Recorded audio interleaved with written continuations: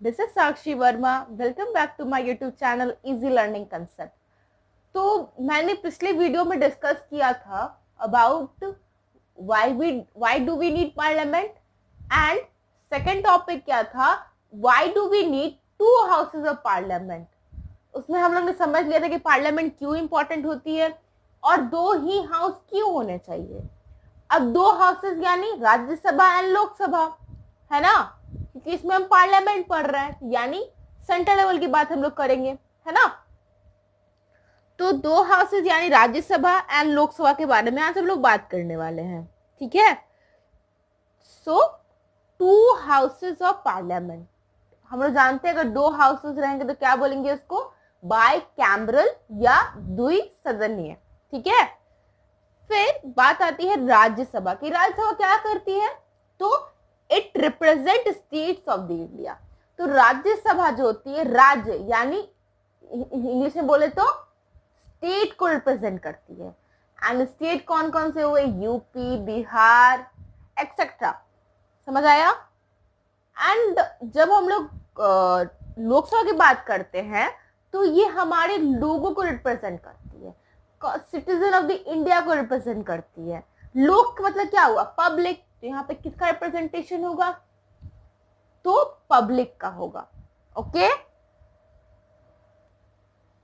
Point number 2।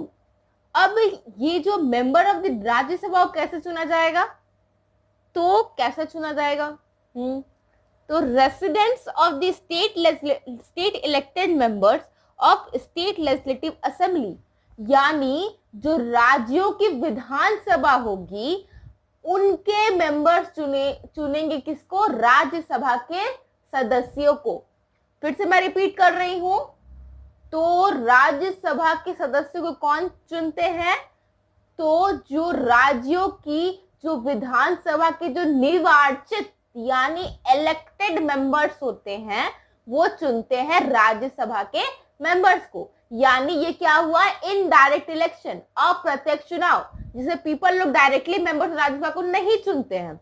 आप लोग समझ रहे हो मेरी बात। मैंने राज्यसभा के इलेक्शन का प्रोसेस बता चुका है कि कैसे मेंबर चुने जाते हैं। तो अगर आप लोग ने वो वीडियो नहीं देखा तो प्लीज देख लेना, मैं कमेंट बॉक्स में उसका लिंक शेयर कर दूंगी। ओके, फिर बात आती है कि अब लोकसभा के मेंबर कैसे चुने जाते हैं, तो उनको हमारी जनता चुनती है। जो 18 साल के ऊपर जो भी मेल है, फीमेल है, किसी भी कलर से बिलोंग करते, किसी भी कास्ट से बिलोंग करते, किसी भी रिलीजन से बिलोंग करते हैं, वो अपने नुमाइंदे को चुनकर कहां भेजते हैं, तो लोकसभा में। So members are chosen by the system of universal adult franchise. Universal adult franchise का मतलब समझ में आता ही है आप लोग की कि जो सिटीजन ऑफ द इंडिया जो कि 18 साल से ऊपर है, regardless of their colour, caste, gender, place of the birth, वो अपने मेंबर्स को चुनेंगे और लोकसभा में भेजेंगे। यानी यहाँ डायरेक्ट इलेक्शन है। अब इसमें कैसे इलेक्शन होता है, मैंने इसको भी डिस्कस कर दिया इन द चैप्टर 3। ओके ना, FPTP system and PR system आप लोग को याद ही होगा। तो उस प्रोसेस के द्वारा किया जाता है। लोकसभा में क्या किया जाता है, इलेक्शन के पर्पस के लिए पूरे कंट्री को छोटे छोटे कॉन्स्टिट्यूएंसी में डिवाइड कर दिया जाता है। मैं अगर बात करूं पटना की, तो पटना साहिब, पाटलिपुत्रा, तो क्या करते हैं इलेक्शन कमीशन, जो पूरी कंट्री, सॉरी मैंने इलेक्शन कमीशन वर्ड यूज किया, पूरी कंट्री को एक छोटे छोटे कॉन्स्टिट्यूएंसीज यानी क्या क्षेत्र में डिवाइड कर दिया जाता है फॉर कन्वीनियंसी। अगर पूरे बिहार को अगर एक क्षेत्र लिया जाएगा तो कितना बड़ा क्षेत्रफल है ना, कितना पॉपुलेशन है। तो क्या फॉर कन्वीनियंस, सहूलियत के लिए पूरे कंट्री को छोटे छोटे कॉन्स्टिट्यूएंसी में डिवाइड कर दिया जाता है। एंड एट प्रेजेंट हमारी कितनी कॉन्स्टिट्यूएंसीज है, 543। अभी इतनी कॉन्स्टिट्यूएंसीज है, ठीक है ना। और ये कब से चल रहा है ये सिस्टम, ये कॉन्स्टिट्यूएंसीज का नंबर, तो 1971 के सेंसस के अकॉर्डिंग से ही 543 को हम लोग फॉलो करते आ रहे हैं। यानी 1971 से ही हमारी जो लोकसभा की जो सीटें हैं कितनी है, 543 यानी 543। Moving to our next point, members of the Rajya Sabha elected for the 6 years can get re-elected. Now अब बात आती है कि राज्यसभा के मेंबर्स कितने सालों के लिए इलेक्ट होते हैं। तो कितने सालों के लिए इलेक्ट होते हैं? For the period of 6 years. और ऐसा नहीं कि एक बार जो कोई मेंबर बन गया वो दोबारा नहीं बन सकता, वो दोबारा भी बन सकता है, राइट? समझ आया आप लोग को? एंड इसकी बात करें लोकसभा में, तो जो मेंबर्स होते हैं वो मैक्सिमम 5 साल के लिए चुने जाते हैं। अगर वो दोबारा चुनाव जीत गए तो दोबारा वो सदन में बैठ सकते हैं।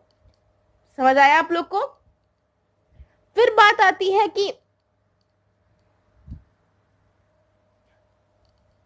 Every 2 years 1/3 members complete their term, यानी हर एक 2 साल पे क्या होता है, 1/3 जो मेंबर होते हैं वो क्या हो जाते हैं कि अपना वो टर्म कंप्लीट कर लेते हैं, ठीक है ना? फिर उनको क्या करना पड़ेगा, अगर वो वापस चाहते हैं कि फिर मैं राज्यसभा का मेंबर बनूं, तो वापस उनको नॉमिनेशन वगैरह फाइल करना पड़ेगा और फिर वापस इलेक्शन प्रोसेस होगा, फिर वापस चुने जा सकते हैं अगर वो जीत गए तो कॉन्टेस्ट, ठीक है? तो क्या होता है कि हर एक 2 साल में 1/3 मेंबर जो होते हैं वो अपना कार्यकाल कंप्लीट कर लेते हैं, टेन्योर कंप्लीट कर लेते हैं। और फिर अगर उनको अगर जरूरत पड़े तो अगर उनको लगे कि हाँ फिर से हमको खड़ा होना चाहिए इसके लिए फॉर द मेंबर और to become the member of Rajya Sabha, तो वापस वो कॉन्टेस्ट कर सकते हैं। यानी जो इलेक्शन होगा हर एक 2 साल पे तो वो 1/3 सीट के लिए होगा, यानी जो ये हाउस है वो क्या हो गई? परमानेंट हाउस, यानी स्थायी सदन, परमानेंट हाउस, ठीक है? तो मैंने बताया था कि अगर ये जो राज्यसभा है ये परमानेंट हाउस है, इससे काफी इंपॉर्टेंट है, क्योंकि अगर हमारे कंट्री में वॉर जैसी सिचुएशन आ जाए, फॉर एग्जांपल चाइना के साथ हमारी तनातनी चल रही है, तो अगर मान लो कि अगर लोकसभा अभी डिसॉल्व हुआ होता, तो उस समय जब इंपॉर्टेंट बिजनेस यानी कुछ इंपॉर्टेंट अगर काम करना पड़ता तो किसको बुलाते, अगर राज्यसभा परमानेंट हाउस नहीं होती तो? इसीलिए राज्यसभा को एक परमानेंट हाउस का दर्जा दिया गया। समझ रहे हो आपको? आप बात समझ गए ना? तो लेकिन लोकसभा क्या होती है? टेम्पररी हाउस होती है, अस्थायी हाउस होती है। क्यों होती है भाई? क्योंकि हर एक 5 साल पे ये तो डिसॉल्व हो जाती है और 5 साल के बीच में मीनवाइल में ये क्या हो जाती है? डिसॉल्व हो सकती है जब नो कॉन्फिडेंस मोशन सरकार के खिलाफ आएगा, यानी अविश्वास प्रस्ताव आएगा। नो कॉन्फिडेंस मोशन को और हम डिटेल में डिस्कस करेंगे इसी चैप्टर में, ठीक है ना? तो अभी इसके लिए घबराने की जरूरत नहीं कि इसमें और क्या जानना है हम लोग को, उसको हम लोग पढ़ेंगे, अच्छे से पढ़ेंगे। बात समझ में आ रही होगी आप लोग को? फिर बात आता है कि 12 nominated members nominated by the president. तो पूरा मिला के कितना होता है राज्यसभा में सीटें? तो कितना होती है? 250 ये मैक्सिमम स्ट्रेंथ होता है, ठीक है ना? और जिसमें से जो 12 मेंबर्स होते हैं वो नॉमिनेटेड होते हैं, ठीक है ना? मनोनीत सदस्य, जिसको हम लोग हिंदी में बोलते हैं। तुमको कौन करते हैं? तो हमारे प्रेसिडेंट, ठीक है ना? तो प्रेसिडेंट नॉमिनेट करेंगे 12 मेंबर्स को, ठीक है? और वो जो 12 मेंबर्स होंगे डिफरेंट फील्ड से बिलोंग कर सकते हैं, for example literature, art, science, different field से। फॉर एग्जांपल रेखा जी को किया गया था, सचिन तेंदुलकर को किया गया था, ठीक है ना? नॉमिनेट किया गया था राज्यसभा में, ठीक है? ये बात समझ में आ गई। लेकिन जो लोकसभा में क्या होता है, वहां पे कोई नॉमिनेटेड मेंबर्स नहीं होता। ये हाल ही में प्रोविजन लाया गया है। इस हाल ही के प्रोविजन का मैं तो डिटेल में डिस्कस नहीं कर सकती क्योंकि काफी हाई लेवल का बात हो जाएगा, इसीलिए मैं बस एक एग्जांपल दे रही हूँ कि अभी जो एक्ट आया उसमें जो 2 एंग्लो इंडियन था जिसको हमारे प्रेसिडेंट साहब नॉमिनेट करते थे, उसका प्रोविजन हटा दिया गया। यानी हमारे कॉन्स्टिट्यूशन में कोई भी एंग्लो इंडियन को नॉमिनेट नहीं किया जाएगा, किसी भी एंग्लो इंडियन यानी बोले तो कि कोई भी पर्सन का जो रिश्ता होगा वो यूरोप से रिलेटेड होगा, तो ठीक है ना?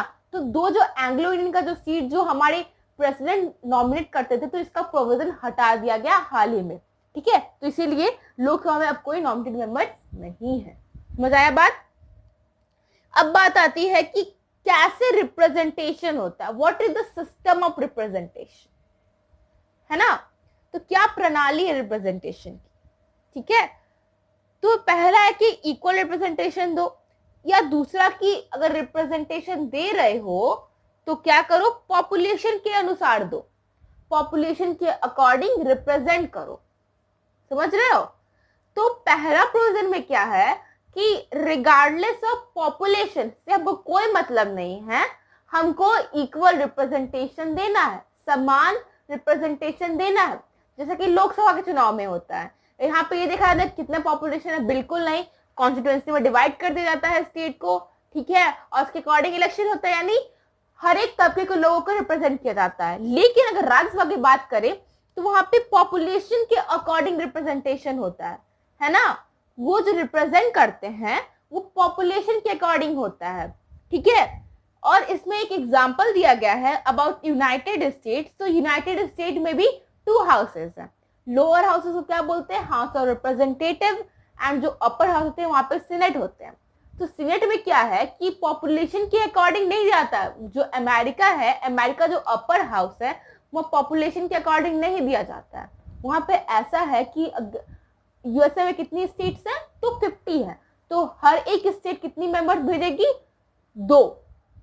इसमें कोई मतलब नहीं है कि कितना पॉपुलेशन है वो पर्टिकुलर यूनिट का, ठीक है ना, उस राज्य की कितनी पॉपुलेशन से कोई मतलब नहीं है। हर एक स्टेट 2 सदस्य भेजेंगे किसमें, सीनेट में, upper house of the United states of America.